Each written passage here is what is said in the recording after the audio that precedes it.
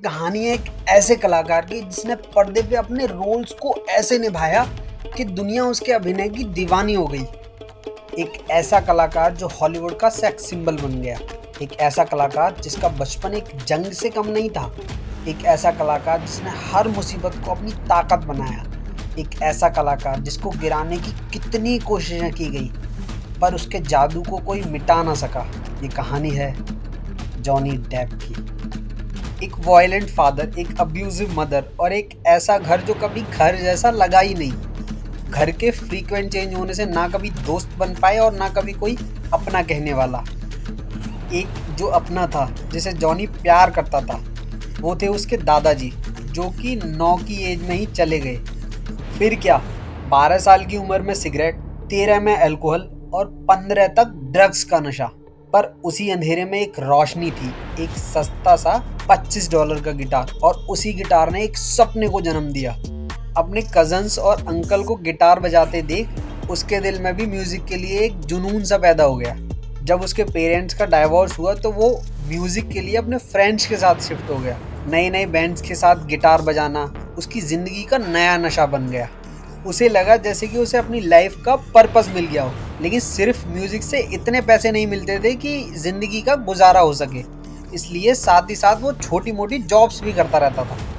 22 साल की एज में जॉनी को अपना पहला प्यार मिला, एक बैंड मेंबर की बहन जो उससे 5 साल बड़ी थी। बट फिर भी उन्होंने शादी कर ली, लेकिन उनकी शादी ज़्यादा चल नहीं पाई और गरीबी की वजह से वो लड़की जॉनी से दूर हो गई। पर इसी रिश्ते का एक अच्छा नतीजा ये था कि उसकी एक्स वाइफ ने उसका इंट्रोडक्शन कराया निकोलस केज से। निकोलस केज ही वो इंसान था जिसने जॉनी को एनकरेज किया कि भाई तुम इतने गुड लुकिंग हो, मॉडलिंग और एक्टिंग क्यों नहीं ट्राई करते। निकोलस केज उस टाइम मूवीज़ में छोटे मोटे रोल करता था। उसने जॉनी को अपने मैनेजर का नंबर दिया और जॉनी ने एक छोटे से रोल से अपना एक्टिंग करियर स्टार्ट किया और देखते ही देखते उसे बेहतरीन एक्टर्स में गिना जाने लगा और पूरी दुनिया ने उसका हुनर देखा। अपने रोल्स को उसने ऐसे निभाया कि दुनिया उसकी एक्टिंग की दीवानी हो गई। और फिर आया साल 1989, जब जॉनी की मुलाकात विनोना राइडर से हुई और दोनों को ही एक नज़र में एक दूसरे से प्यार हो गया। विनोना हमेशा एंगेजमेंट रिंग पहनकर घूमा करती थी और जॉनी ने भी उसके नाम का टैटू तक बनवा लिया। दोनों एक दूसरे के लिए पोइट्री लिखते और गाने गाते। लेकिन फिर आया एक ऐसा वक्त जब पापाराजीज का प्रेशर और उनकी बिजी प्रोफेशनल लाइफ ने उन्हें अलग कर दिया।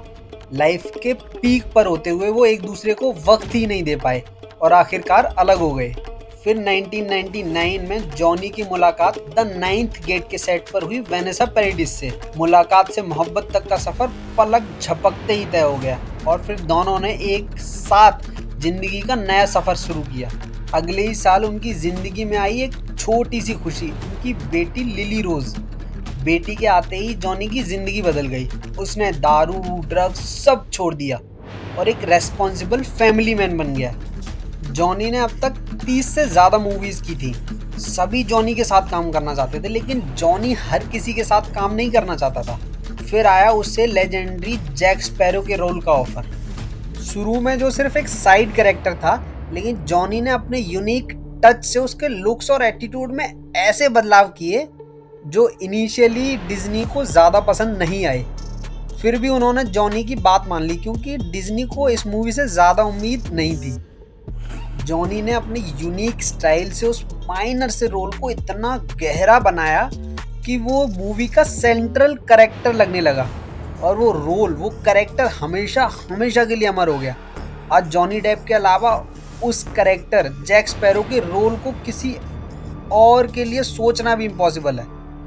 2009 में द रम डायरी के सेट पर जॉनी की मुलाकात हुई एम्बर हर्ड से। धीरे धीरे दोनों के बीच रोमांस शुरू हो गया और इसी वजह से जॉनी और वेनेसा पैराडिस, जो कि 14 साल से एक साथ थे, अलग हो गए। 2 बच्चे लिली रोज और जैक के होने के बावजूद भी वो अपने रिश्ते को बचा नहीं सके।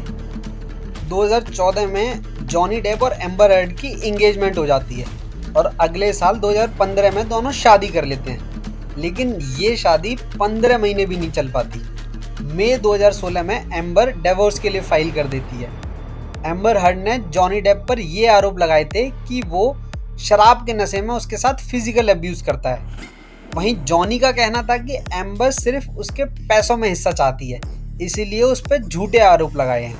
आखिरकार डिवोर्स सेटलमेंट के तहत जॉनी को एम्बर को $7 मिलियन देने पड़ते हैं। एम्बर हर्ड को यह साबित करना था कि उसने ये सब पैसों के लिए नहीं किया है, इसलिए उसने अनाउंस कर दिया कि वो पूरा सेटलमेंट अमाउंट डोनेट कर देगी।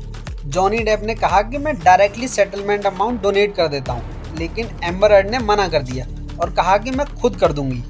2017 में डिवोर्स सेटलमेंट फाइनल हो जाता है और एम्बर इलॉन मस्क को डेट करने लगती है, पर सेटलमेंट की एक कंडीशन होती है कि दोनों में से कोई भी डायरेक्टली या इनडायरेक्टली इस रिलेशनशिप के बारे में या एक दूसरे के बारे में कहीं भी कुछ नहीं बोलेगा। लेकिन 2018 में एम्बर हर्ड ने वॉशिंगटन पोस्ट में एक आर्टिकल पब्लिश करवाया जिसमें लिखा था कि मैंने वायलेंस के अगेंस्ट स्टैंड लिया है और सोसाइटी के प्रेशर को झेला है। 2 साल पहले मैं डोमेस्टिक वायलेंस और अब्यूज के खिलाफ आवाज़ उठाने वाली एक पब्लिक फिगर बन गई थी और मैंने खुद देखा है कि कैसे बड़े बड़े इंस्टीट्यूशन उन आदमियों को प्रोटेक्ट करते हैं जो औरतों पर फिजिकल अब्यूज़ करते हैं। इस पोस्ट में एम्बर ने जॉनी का नाम तो डायरेक्टली नहीं लिया, लेकिन बातें ऐसी कहीं कि जैसे सब उसी के बारे में हो, और इसी वजह से एम्बर अपने ही डाले जाल में फंस गई। जॉनी ने उस पर डेफेमेशन का केस ठोक दिया। अब गेम सिंपल था। अगर एम्बर कोर्ट में ये प्रूफ कर देती है कि जॉनी ने उसको फिजिकली अब्यूज़ किया है तो डेफेमेशन का केस ख़त्म। लेकिन अगर वो ये प्रूफ नहीं कर पाई तो एम्बर का केस हारना तय था। एम्बर ने मारपीट के जितने भी बड़े दावे किए थे, पुलिस की इन्वेस्टिगेशन में उनका कोई भी सबूत नहीं मिला और जितने भी एविडेंस एम्बर हर्ड की टीम से सबमिट किए गए थे वो सारे के सारे फेक निकले। बल्कि बाद में ऐसे एविडेंस सामने आए जिससे पता चला कि एम्बर ने ही जॉनी को असॉल्ट किया था। कोर्ट में सामने आया कि उसने पापाराज़ीज़ हायर किए हुए थे जो उसके कहने पर उसकी फोटोज लेते थे जब वो ऐसा मेकअप करके आती थी जैसे कि उसे पीटा गया हो।